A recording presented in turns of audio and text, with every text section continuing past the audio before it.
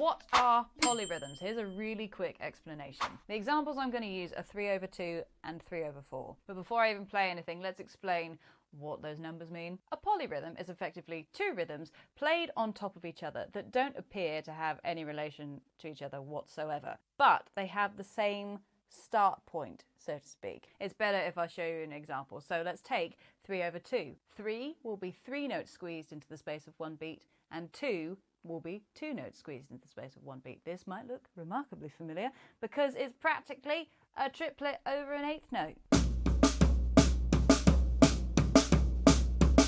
3 over here, 1, 2, 3, 1, 2, 3. 2 over here, 1, 2, 1, 2, 1, 2. And here is the pulse, the quarter note. 1, 2, 3, 4. 1, 2, 1, 2, 1, 2, 1, 2, 1, 2, 3, 1, 2, 3, 1, 2, 3, 1, 2, 3. What these two rhythms have in common is the pulse. They both recenter at the same time. And the same thing applies over 3/4. In this case now, the eighth note will turn into 16th notes. 1, 2, 3, 4, 2, 3, 4. 1, 2, 3, 4, 1, 2, 3, 4, 1.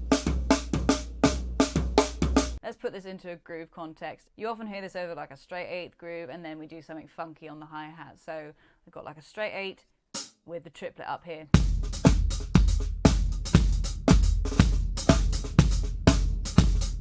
The reason we use polyrhythms is because they just are so sonically interesting, but they still resolve because they still have the same home point. So it's like a pull of like, oh, and then it comes back. And that's why it makes you go, oh, that's quite cool.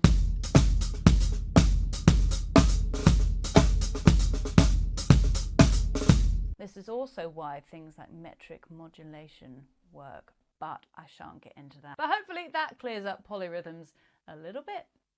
Have a good day.